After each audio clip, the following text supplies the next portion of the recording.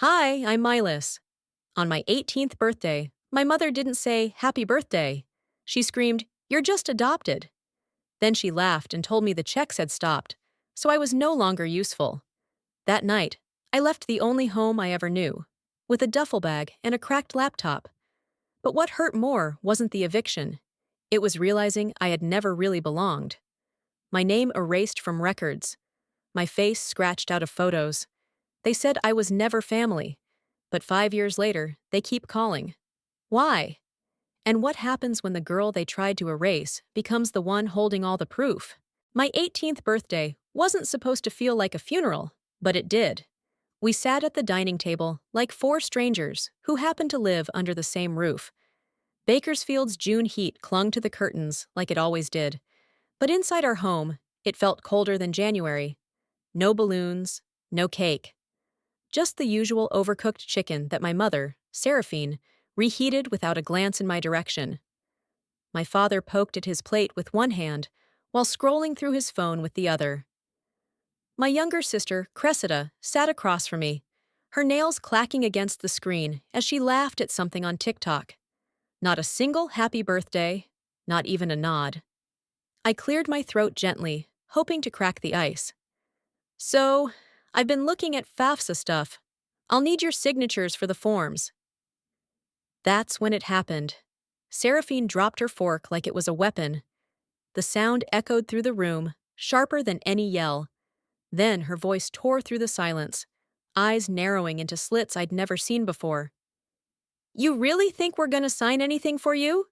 she snapped, her voice trembling more with disgust than anger. "You're just adopted. We don't owe you a damn thing." The air vanished from my lungs. I couldn't even blink. Cressida smirked. That twisted little grin she always gave when she'd won something she didn't earn. Dad didn't look up. His thumb just kept swiping. "You... what?" I finally managed, voice smaller than I liked. Seraphine rolled her eyes, like she was exhausted by my confusion. "We took you in because the state paid us to. That's it. Checks stopped now, so you can stop pretending this is some real family." I stared at her, the room spinning just slightly. "Why would you say this now?" She leaned back in her chair, folding her arms. "Because I'm tired of walking on eggshells, treating you like you matter more than you do. The charade's over, Maelis. You're grown. Pack your things. You're out tonight." It was Cressida's turn to pipe in. "Finally. Maybe I can get my own bathroom now." I turned to Dad. My last fragile thread of hope. "Is this true?" He still wouldn't meet my eyes. "It's better this way," he muttered. That's all he offered me. A handful of words that sounded more like a shrug than a stance. I sat there, the walls shrinking, the table longer than ever. Memories started flipping through my mind like pages. School events where I was told to stand behind everyone else for photos. Christmas mornings where my gifts were always unwrapped and generic. Times I was told to be quiet when visitors came over. I was never really part of this family. I was just convenient. But I didn't cry. I didn't beg. "You'll regret this," I said quietly, standing up with more strength than I felt. Cressida laughed, tossing her hair over her shoulder. "What are you gonna do? Cry to the government?" I didn't reply. I walked upstairs like I wasn't shaking inside. Each step felt like dragging a boulder. My room, if I could still call it that, looked smaller than ever. The shelves were half empty. I'd never been allowed to hang things on the walls. I pulled out my duffel bag and packed fast. A few clothes, my laptop, charger, wallet, ID. That was it. No keepsakes, no mementos, nothing I'd regret leaving. When I turned around, Cressida was leaning on the doorframe, arms crossed. "Mom wants this room for crafts," she said, "so don't take too long." I brushed past her. She let me go without another word. As I descended the stairs, Seraphine waited at the bottom, arms folded like a warden seeing off a prisoner. "Everything in this house belongs to us. Don't steal anything." I stopped one step from the floor, looked her dead in the eye, and said, "You've made that perfectly clear." I walked out. The door clicked behind me. No one followed, No one asked where I would go. Dad never looked up from his phone.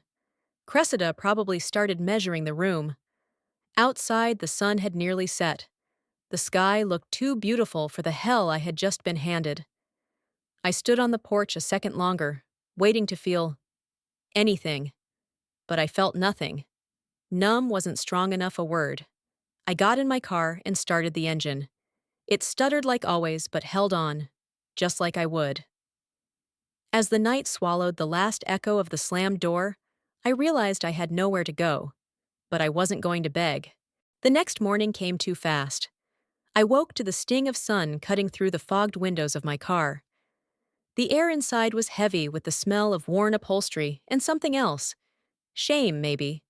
My body ached from sleeping in the back seat, curled up awkwardly, still wearing the same clothes I had on when I walked out of the only place I ever called home.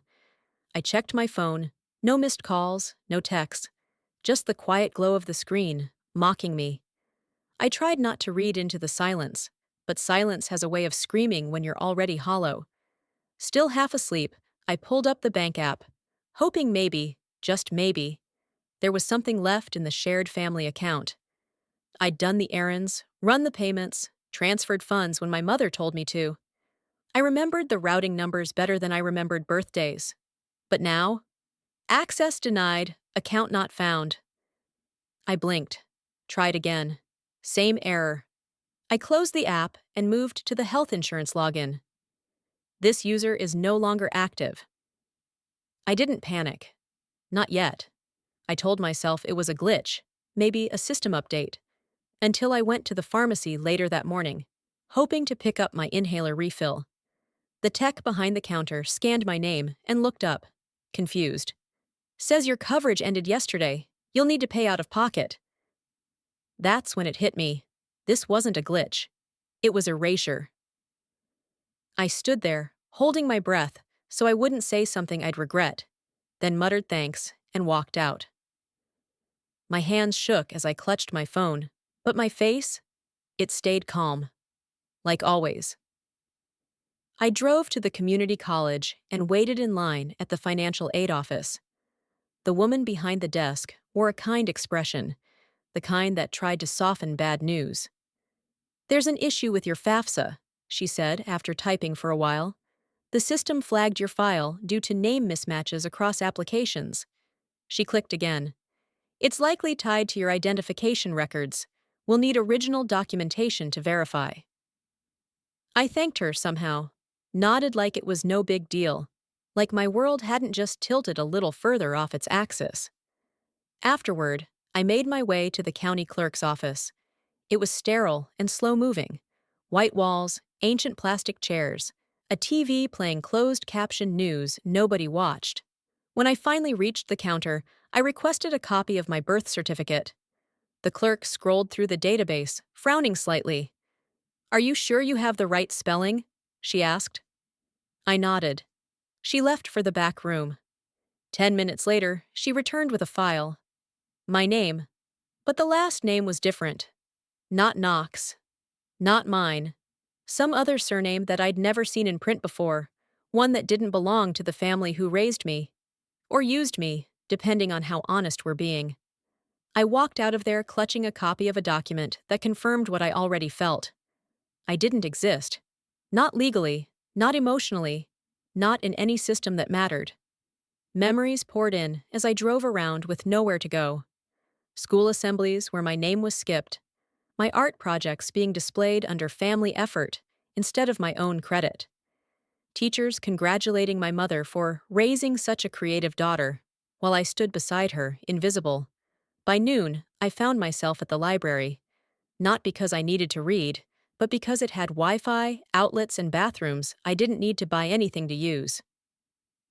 I sat down at one of the public terminals, opened a fresh document, and titled it, My Life, Unrecorded. That was the first time it hit me, not like a punch, but like a slow sinking. I didn't just lose a home, I lost proof that I ever belonged anywhere. I was a ghost in my own story. As I sat there, watching the cursor blink on that blank page, a notification popped up on my phone. I hesitated before opening it. It was from Cressida. It was a meme, a faceless cartoon character floating off screen. The text read, "Didn't exist. Doesn't exist." The caption, "When dead weight finally unloads itself." I stared at it, not blinking. My fingers hovered over the screen for a few seconds. Then I blocked her. No screaming, no reply. Just a small, intentional silence that said more than anything I could have typed. The moment I realized my name had never really been mine, I knew. This wasn't just exile. It was erasure. Sometimes, the only thing worse than being erased is realizing you were never written in. That thought stayed with me as I walked back into the public library that afternoon. The same one where I'd first sat in silence, staring at my own reflection in a black computer screen. I wasn't sure what I was hoping to find, but I needed something, anything, that said I'd mattered once. A trace, a fragment, something that proved I hadn't imagined the life I'd lived in that house. I logged into the desktop at the far corner, tucked behind the community board and the tax help flyers no one ever seemed to take. I typed in my family's last name, Locke, on every social media platform I could think of. My mother's page was still active. Her profile banner was a filtered family photo taken in the backyard years ago. She looked radiant, arms draped around Cressida, Dad just behind them, with his usual distracted half-smile. There were candles and cake, and a group of friends I vaguely remembered from PTA meetings. I wasn't in the picture. Scrolling further down, I found albums labeled Holidays and Family Milestones. Birthday parties, Christmas mornings, high school graduations. Cressida was in all of them. Front and center, hair done, medals around her neck, captions like, "Proud Mama Moment." Not once did I see myself. The few photos I did appear in were blurry or cut off at the edge, like I was someone else's plus one. In one, my arm was visible, resting on a chair. Just my arm. I stared at that image for a long time, wondering how many other almosts I had lived without noticing. Back in high school, I'd won an award for an art competition. It was one of the few things I remember feeling truly proud of. I had stayed late in the art room for weeks, skipping lunch to finish it. At the recognition ceremony, Seraphine had told the organizer it had been a group effort, something we all worked on as a family. My name was left off the printed program. Cressida held the certificate afterward, posing for pictures. At the time, I thought maybe it was a mix-up. Maybe someone just made a mistake. Now I knew better. Later that evening, still at the library, I pulled up my old cloud backups and scrolled through personal files, videos, screenshots, saved messages. One folder labeled Thanksgiving caught my eye. I clicked play.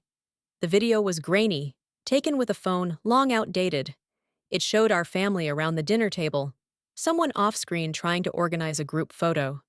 "Everyone squeeze in," a voice called. As I stepped into the frame, I heard it, clear as day. "Make sure only real family's in the shot." Then a hand nudged me gently out of the way, not harsh, but firm. The camera panned and captured the perfect Locke family. Without me. I closed the laptop and leaned back, eyes stinging. The pit in my stomach grew heavier with each frame I played back in my mind. Not just this one, but the ice cream shop moment too. 3 years ago, my mother taking Cressida for a girl's treat while I tagged along. When the server asked, "Table for 3?" Seraphine laughed lightly and replied, "Just the two of us." I stood right next to her. I had laughed it off then, pretending I didn't hear. But I had. I'd heard it all. I'd seen it all. And I'd spent years pretending those cuts didn't bleed. That night, I parked my car behind the library building, the lot mostly empty, street lamps buzzing overhead. I propped up my phone against the dashboard and played the Thanksgiving video again. Same words, same push, same moment I had chosen to smile, even as I was pushed out of frame. There was something so sharp in seeing your younger self try to keep it together, smiling, adjusting her sleeves, pretending nothing happened. I watched her, that version of me, and whispered under my breath, "I thought they loved me." But love doesn't crop you out.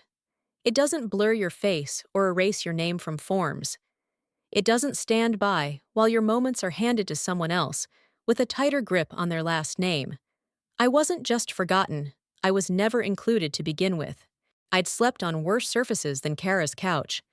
But somehow, knowing I didn't belong even there made the cushions feel colder. Kara was kind, one of the few classmates I'd bonded with in art theory. But this wasn't her responsibility. She let me stay because she couldn't say no, not because she thought I deserved to stay. Her apartment was a shoebox, barely big enough for two people, let alone the emotional baggage I was dragging around. Every time I heard her bedroom door creak open, I braced for her to ask me to leave. But she never did. She just avoided eye contact, like doing so might delay the discomfort we both felt. The next day, I made an appointment with the school counselor. I walked into her office clutching my folders, even though they were mostly empty. She was in her late 40s, patient eyes, coffee breath, a knit cardigan that smelled faintly of lavender.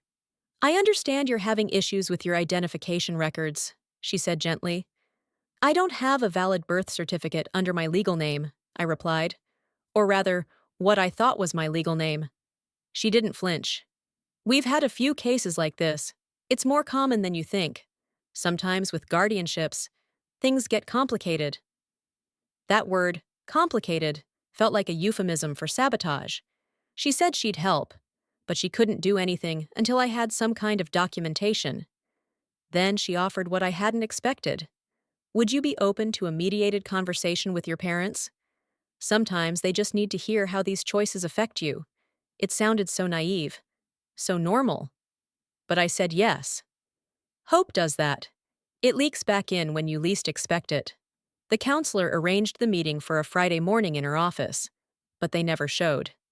Instead, campus security called me to the front desk. Two cardboard boxes had been dropped off with my name on them. No return address, but the label said enough. "Return to sender. We're done." The handwriting was unmistakably Seraphine's, sharp, all caps, deliberate. I carried the boxes to a bench outside the admin building. One of the flaps was already halfway open. Inside, a ripped-up certificate from my 6th grade spelling bee, a pair of baby shoes I didn't recognize, and a cracked picture frame with a family photo. My face had been scratched out. I stared at it for a long minute, then closed the box. From across the lot, I heard a familiar voice. "Wanted to make sure you got the message," Cressida called out, phone in hand, already recording. She wore those oversized sunglasses she loved, like she was playing a role in some cruel reality show. I didn't respond, just picked up the second box and started walking. "You can't guilt us anymore," she added. "You're not owed anything." I stopped, turned around. "This isn't about guilt," I said, voice steady. "It's about evidence." And then I kept walking. Back in my car, I opened the first box again. The contents smelled like mold and that cheap perfume Seraphine always wore. I found a folded note taped to the side of the box. It was from my father. In his shaky handwriting, it read, "It's better this way, don't make a scene."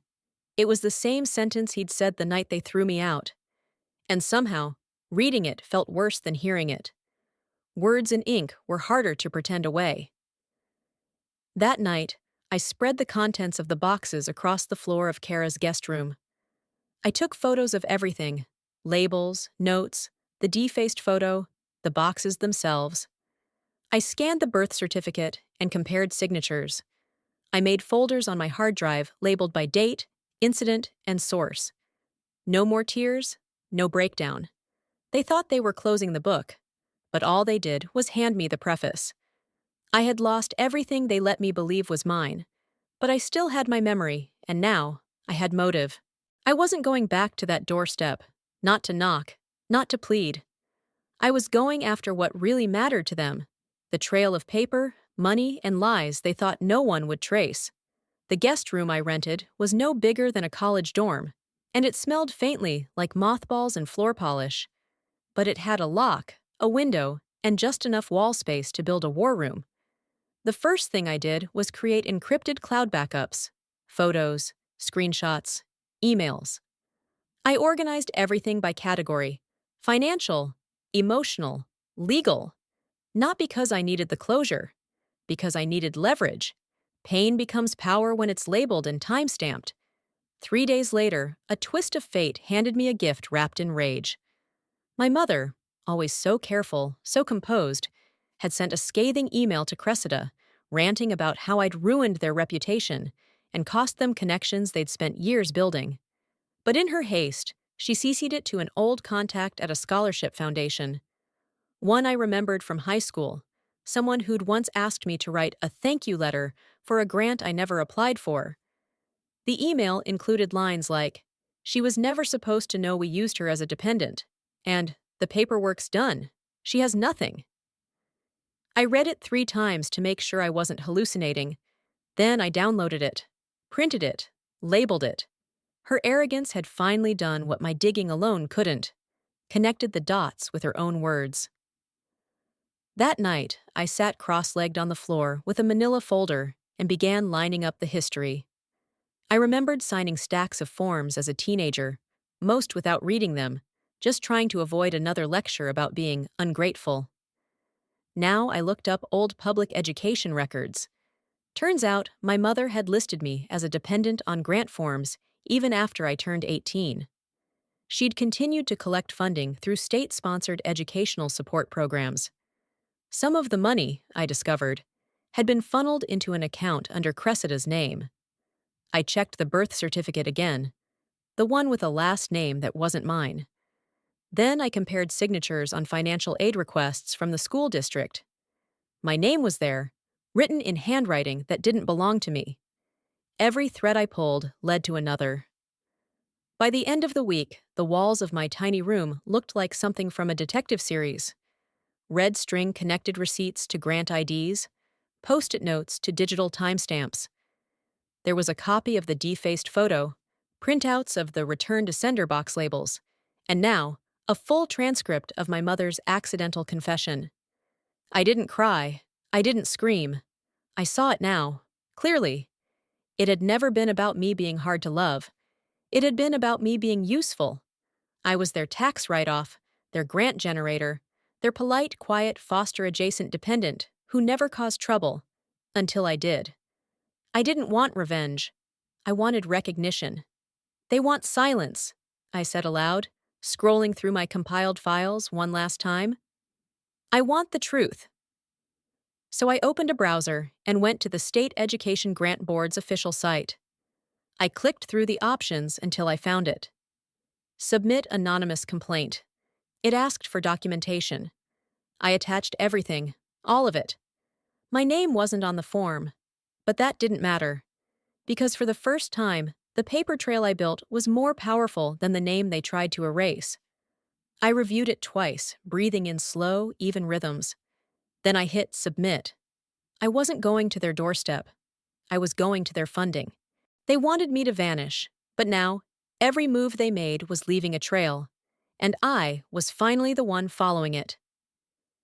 I walked into the campus financial aid office, like someone arriving at a quiet victory. My ID badge hung from a lanyard I'd remade myself, the name freshly reprinted with a corrected spelling, mine, not theirs. The receptionist gave a brief nod and pointed me to a back office where a familiar staffer waited with a manila folder, already open on her desk. She didn't smile. She didn't have to. "They've flagged the account," she said softly, flipping a page. "The state grant office placed a hold on all related disbursements. There's an active review." I nodded, the silence between us more validating than any congratulations could have been. No applause, no announcements, just paperwork quietly undoing a decade of manipulation. When I stepped back into the sunlight, my phone buzzed. A message from a cousin I hadn't spoken to since middle school. "Hey, just heard about your mom. What's going on?" It had begun. By that evening, I was tagged in a screenshot from a Bakersfield community gossip page. Seraphine's foundation funding, her pride and joy, had been frozen pending investigation. That nonprofit she used to parade around town like a trophy? Under scrutiny. Then came the Instagram story from Cressida, a simple black background. White text, haters ruin families, then play victim. Underneath, the comments started flooding in. Is this about your sister? Did she really snitch? I always knew something was off. Speculation, accusations, half-truths dressed as gossip. My name wasn't tagged, but everyone knew. That same night, I found myself back at the public library. Not for Wi-Fi this time, but for something else. I dug through the archive search system and pulled up a newspaper article from 6 years ago. There she was, Seraphine Locke, grinning in front of a local elementary school banner, clutching an award labeled Parent of the Year. I stared at it for too long. Then I printed it. Later that week, Cressida showed up on campus, uninvited, always loud in a way that dared someone to stop her. You just couldn't leave it alone, could you? She hissed as I stepped out of the science building. You had to make a scene, embarrass us. I stood there, arms crossed, letting her rant. You think tearing down Mom is going to build you a life? That's pathetic. You helped fake my name, I replied, calm and steady. I'm reclaiming it. Her mouth opened, then closed again. For the first time, she had no comeback ready. I turned and walked to the print lab, where I'd booked 2 hours in the evening. Inside, I spread out my materials, screenshots, grant applications, email transcripts, postmarked envelopes. I started mapping out a presentation timeline. Not for court. Not yet. Just for me. For clarity. For strategy. Every detail lined up. Each line a brick in the wall I was building, not to hide behind, but to stand on. When I looked up, Cressida was standing in the doorway. If you take Mom down, she said, arms folded, you take us all down. I tilted my head. Then maybe you should have stood somewhere else. She left after that. No words. Just the sound of her heels tapping the tile. That night, I finished organizing my folders. The document titles weren't poetic. They didn't need to be. One folder was named, What They Took. Another, What I'm Getting Back. I didn't need their approval anymore, just accountability. The moment they tried to silence me with lies was the same moment I knew. They were more afraid of my truth than I was of their power. I didn't need to search for the gossip. It found me. It slithered into the forums, the Facebook threads, the anonymous community posts that seemed to spring up overnight. There were whispers, then arguments. People speculated whether the allegations against Seraphine Locke were true, if her squeaky clean nonprofit image had cracks beneath the surface. A neighbor posted anonymously. She always looked down her nose at people. I knew something was off when she filed for 3 grants using different names. I didn't comment. I didn't like or share. I saved screenshots. Then came the knock on the door of the nonprofit legal clinic I'd visited once before. A courier, sharply dressed and hollow-eyed, handed me an envelope. No words, just the envelope. Inside, a cease and desist letter. Official language, embossed header. Legal threats about defamation, intentional slander, and deliberate character assassination. I read it twice. Then a third time, slower. And when I finished, I folded it neatly and slid it into my folder labeled Retaliation. That afternoon, I walked down the block to a nonprofit law center tucked between a payday lender and a dry cleaner. A woman named Talia, short bob, blunt honesty, looked over the document without blinking. This is intimidation, she said. Not a case. She told me what to do next. Formalize the evidence. Keep everything dated, backed up, and offline in at least one location. I nodded, took notes, then shook her hand with a grip I didn't realize I still had in me. The next morning, I was shelving materials at my work-study job in the campus art lab when I heard a voice behind me. Maelis? I turned. It took me a second to recognize her. Ms. Keene, my high school art teacher. Same round glasses, same gentle voice, but older now, tired in a way that matched my own reflection. She reached into her bag and pulled out a worn sketchbook. I held on to this, she said quietly. You left it behind senior year. You were in a rush. I flipped through the pages. Charcoal, watercolor, ink bleeding into paper. My name scribbled in the corners. "You were never invisible to all of us," she said before she left. I didn't cry, but something loosened inside me, like a seam I didn't know had been too tight for too long. That weekend, the real fire started. Cressida began posting clips, edited out-of-context videos from years ago. Moments where I was upset, frustrated, sometimes even angry, turned into a narrative of emotional instability. She captioned one, "This is what ungrateful looks like." Meanwhile, Seraphine had begun working the church circuit. Rumors spread that I was struggling mentally, that the trauma of adoption had warped my judgment. One post even said I'd refused therapy and turned to online strangers for validation. They were trying to get ahead of the truth by rewriting it before I could. But I didn't chase them.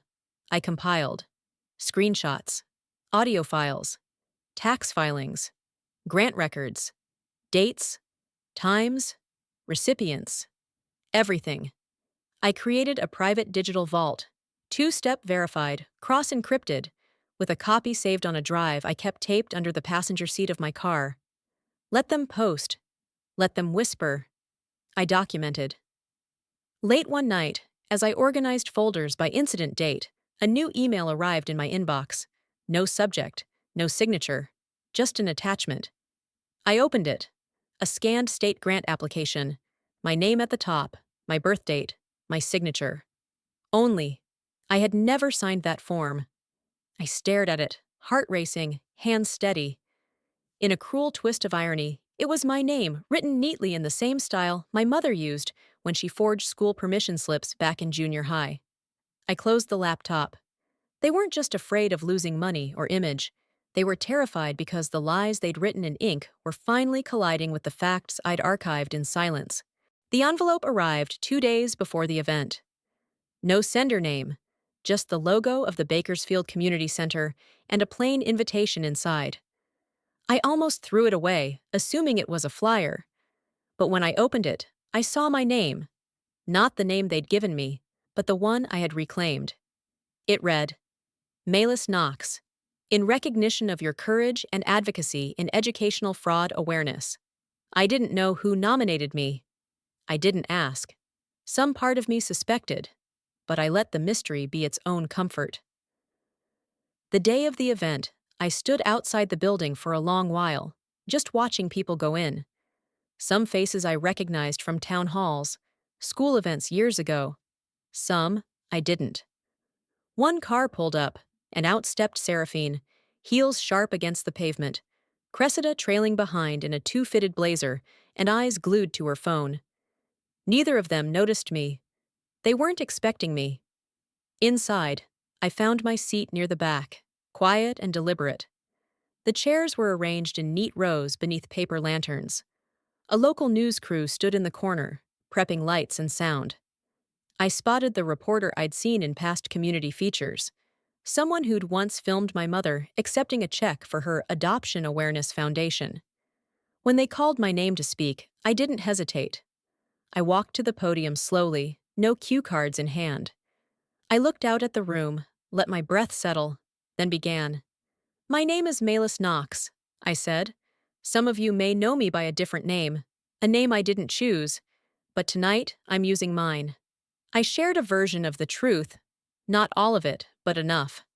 I spoke about being labeled as family, but never being treated as one, about documents signed in my name that I never saw, about growing up in a house where affection had conditions and silence was the currency of survival. And then I played it. A short audio clip projected through the microphone.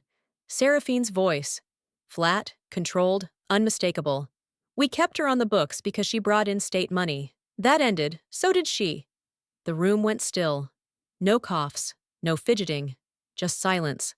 Cressida stood abruptly, ready to walk out, but someone near the door turned and whispered.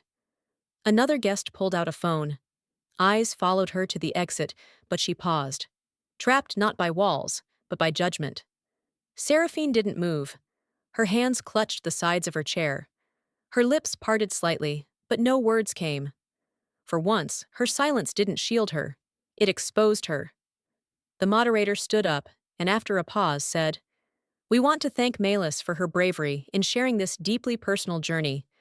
Advocacy begins with truth." Applause started slow, scattered, but I didn't wait for it. I nodded once and stepped down, walking out the side exit before the questions could begin. In the parking lot, the air felt colder, sharper. I walked to my car, inhaled deeply, and let it out through clenched teeth. "You said I was just adopted," I whispered, "but today I'm just done." By the time I got back to my apartment, my phone had already started buzzing. A dozen texts, a voicemail from a local education official, a friend I hadn't spoken to in years saying, "I saw you on the live stream." I didn't respond. I didn't open anything, but the one I didn't expect came at midnight. My phone lit up with a voicemail from a number I hadn't saved, but recognized instantly. My father. I didn't press play immediately, just stared at the screen, thumb hovering over the button. Curiosity eventually won. His voice was slower than I remembered. Tired. "We didn't think you'd go this far," he said. We need to talk." He didn't say my name. Not even the wrong one. I set the phone down and turned it over, screen facing the table. Let them call. Let them write. I had already heard everything I ever needed. The next morning, my phone was a battlefield. Missed calls, voicemail notifications, group messages I hadn't been a part of in years suddenly blinking to life. All from numbers I either deleted or never saved. I didn't press play on any of them, not even the one from my father. But his voice lingered from the night before, low, uncertain, repeating, "We need to talk." That sentence sat heavy in my chest, heavier than any of the accusations they had hurled in public. By noon, the videos had made their rounds. The speech, the clip, my name, their silence. The internet doesn't forget, and Bakersfield, for all its picket fences and church newsletters, had turned into a comment section. Half the town seemed to applaud what I'd said. The other half clung to Seraphine's carefully constructed legacy like it was scripture. "You destroyed your family," someone commented under a shared link. "Just because you weren't the favorite doesn't mean you were abused." "Classic adopted resentment," wrote another. "Nothing worse than someone who bites the hand that feeds them." Cressida poured fuel on the fire with a blog post titled, "When Your Own Sister Turns into a Stranger." She called me bitter, unstable, and desperate for validation. She included cropped screenshots of our childhood messages and carefully curated photos to show her version of the past. Her followers praised her grace for staying silent so long. Silent? She had built an audience off the silence they'd forced me into. I didn't reply, not online, not in private, but something unexpected cracked through the noise that afternoon. A message slid into my inbox from Sarah Jensen, the wife of the pastor at our old church. I hadn't seen her in nearly 10 years. "I'm sorry," it read. "I always knew something wasn't right. I should have said something when I saw how they treated you. I was afraid of your mother, honestly. She's persuasive. But I believe you now." I did then, too. I read it twice before replying with a simple, "Thank you." No venom, no gloating, just gratitude for being seen, even this late in the game. That evening, a breaking news banner scrolled across the bottom of the local news channel. Education Board launches formal investigation into Locke Foundation grants. It was official. Seraphine's kingdom of forged narratives and fund shuffling was finally under scrutiny. The reporter mentioned inconsistencies in applications and suspected misuse of dependent identities. My name wasn't mentioned. It didn't need to be. Later, I walked to the park near my old school, where I used to spend hours sketching on Saturdays. The same cracked bench near the duck pond still stood, and I sat there, hands in my coat pockets, heart quietly pounding. The sky was washed in the kind of blue that only shows up after a storm. A little boy ran past me, laughing, and yelled over his shoulder, "Mom!" I instinctively turned, but he wasn't calling me, and for a moment, I forgot I wasn't someone's daughter anymore. I don't know how long I sat there, long enough to feel both vindicated and hollow. I had fought so hard to prove what they were, but no one tells you how empty truth can feel when the lie was all you ever knew. When I got back to the apartment that night, a brown box sat outside my door.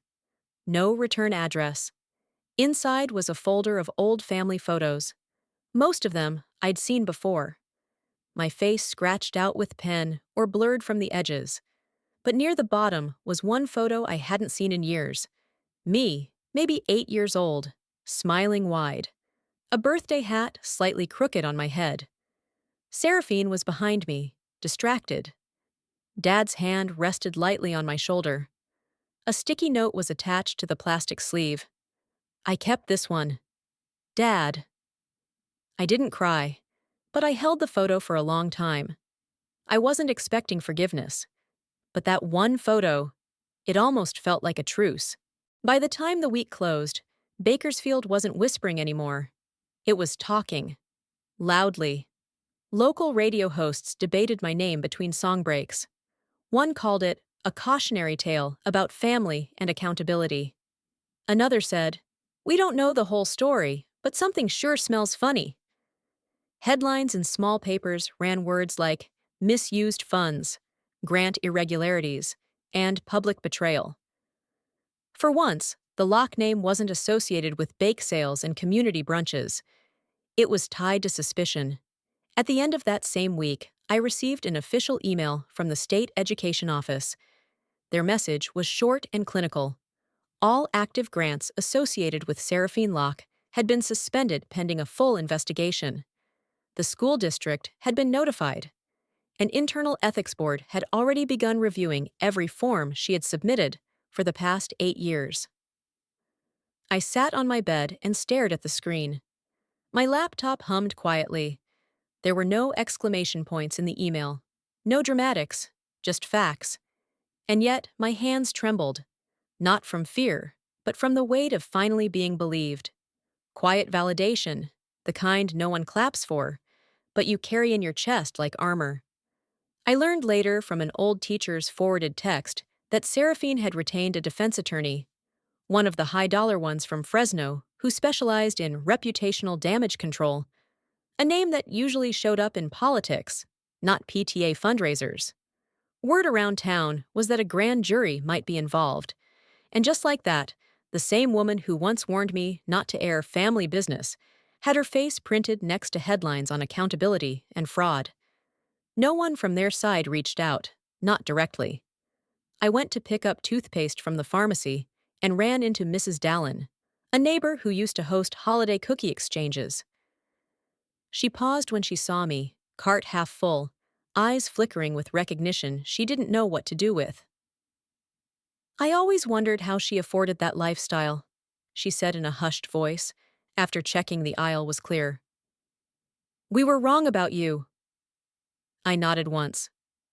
"Yeah," I said. "A lot of people were." We parted without small talk. Later that night, my phone vibrated with a new message. It was from Cressida. No greeting, no threats, just a sentence. "They're blaming me now. Happy?" I stared at it longer than I should have. My fingers hovered above the screen. I could have typed a response. Something clever, something cold, something final. But I didn't. I closed the app, chose silence. Around midnight, I sat alone in my room, with a mug of tea going cold beside me. I opened the recording from the community center, let my own voice echo back through the speakers. At first, I couldn't believe it was me. My voice was calmer than I remembered, more controlled. Not a shred of bitterness, just truth, measured, precise. It wasn't a cry for help. It wasn't vengeance. It was clarity in motion. For all the shouting they did, all the noise they made to drown me out, I finally understood something simple. I never needed them to hear it. I just needed to say it. As I shut the laptop and prepared to sleep, a new email arrived. This one wasn't from a stranger, or a tabloid, or a lawyer. It was from the State Education Advocacy Coalition. They were hosting a statewide panel on fraud resilience next month. They wanted me, by name, to be one of the speakers. I stared at the screen, unmoving. For so long, they tried to make me disappear. Erased my presence in photos, deleted my identity from forms, called me a burden, a mistake, an outsider. Now the world was asking to hear my story. They tried to make me silent. Now they were asking me to speak. The panel was set in a modern conference center downtown. Glass walls, clean white banners, a podium that looked far too tall for how I felt walking toward it. I arrived early, too early. The place was still being set up, wires snaked across the floor, a sound tech testing microphones. I sat in the second row, watching as other speakers filed in with crisp suits and laptop bags. They looked polished, practiced, but I wasn't nervous. I wasn't even anxious. I was simply aware. When I finally stood at the edge of the stage, waiting to be called up, I glanced around the room. I almost missed him. Ricardo. He sat alone in the back row, slightly hunched, arms folded. His clothes were wrinkled in a way they never used to be. No one seemed to notice him.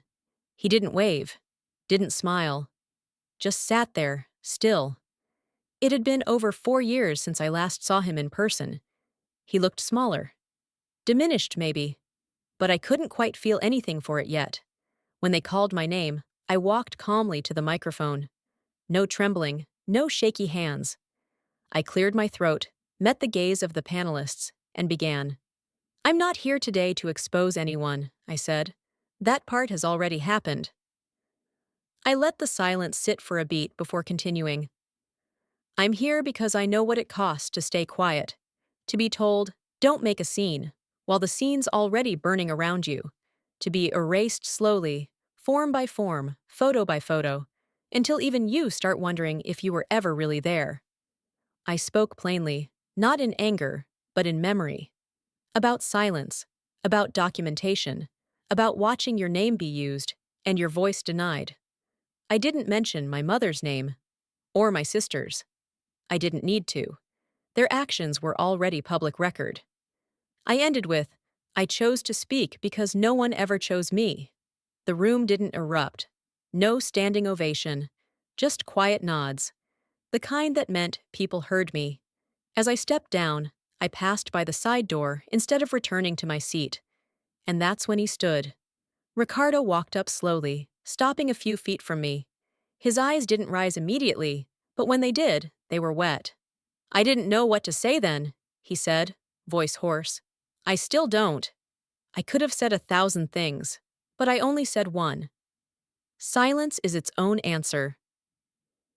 We didn't hug, didn't shake hands, just stood there in the pause. Two people bound by past decisions and nothing else. Later that night, I sat alone in the booth of a small cafe tucked near the university. It was the kind of place that smelled like cinnamon and old leather menus. My favorite. The waitress knew my order without asking. No celebration, no pity, just quiet. Outside the window, couples passed by. A woman walked with a stroller. A man laughed too loudly into his phone. Life kept moving. And I watched, anchored, not healed, but grounded. When I returned home, the hallway of my apartment complex was silent. As I bent down to unlock my door, I saw it. A manila envelope, no stamp, no writing on the front. I picked it up, stepped inside, and opened it.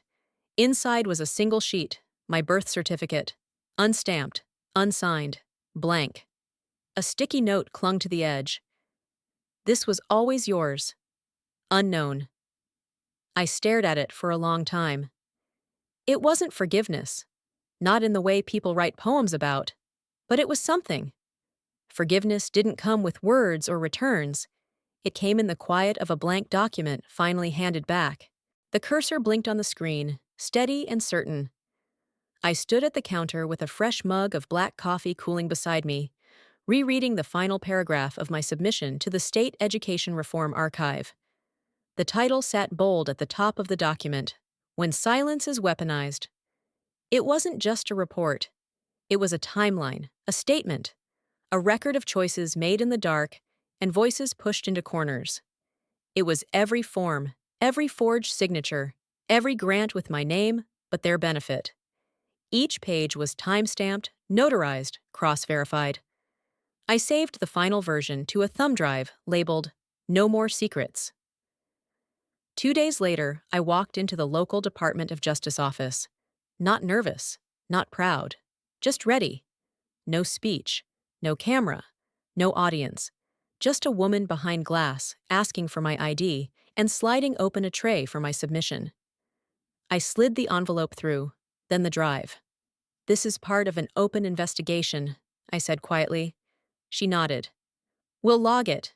You'll receive formal acknowledgement by mail." And that was it. 48 hours later, I got the first ping. Seraphine and Cressida had both been subpoenaed. A neighbor texted me a link to a local news story. The headline read, "Former advocate investigated for misuse of dependent grants." The same woman who once held panels about parenting now faced questions about financial fraud. Another notification came by mail. A legal advisory that I might be called as a material witness. I folded it and slid it into a file without a second thought. I skipped every chance for public commentary, ignored interview requests, deleted voicemails from reporters. When one station emailed me directly, I responded with 2 lines. "Justice doesn't need a camera. It needs consistency." Instead of engaging, I packed. Bakersfield had always been a place where I was a background extra in someone else's movie. But I didn't belong in that script anymore. My apartment was quiet as I boxed up the last of my things. Each corner held pieces of who I became, sheets of notes taped to the wall, books I'd marked with anger and clarity, a couch I cried on once and never again. I didn't keep everything.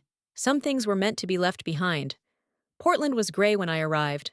The city moved slower. It didn't know me. I liked that. I settled into a modest apartment above a coffee shop and spent my first week walking more than unpacking.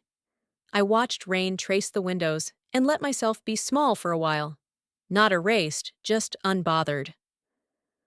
One morning, I took my laptop to a cafe on the corner.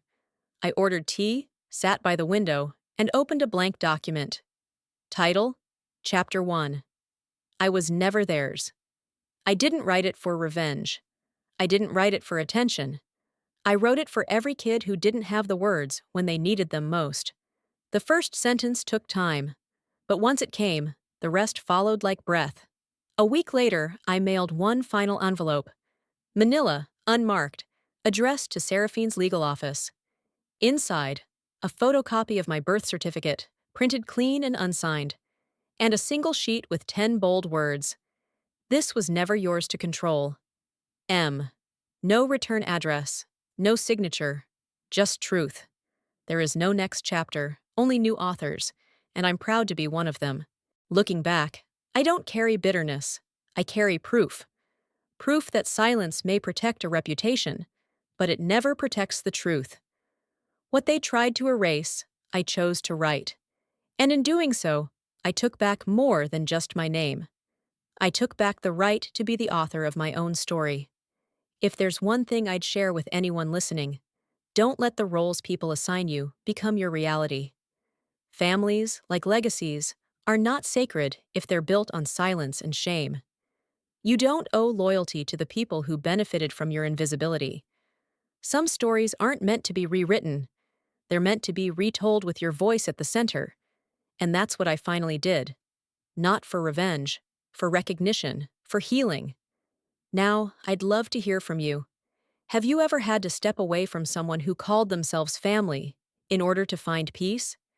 Have you ever reclaimed something, your truth, your voice, your name, after being told it didn't matter? Drop a comment below. If this video moved you, leave a 1 or share where you're watching from. And if you had a different take, tell me why. Let's talk about it. Let's connect through truth. And hey, if you haven't already, subscribe to the channel. There are more stories like this, and maybe one of them might be yours. Thanks for being here.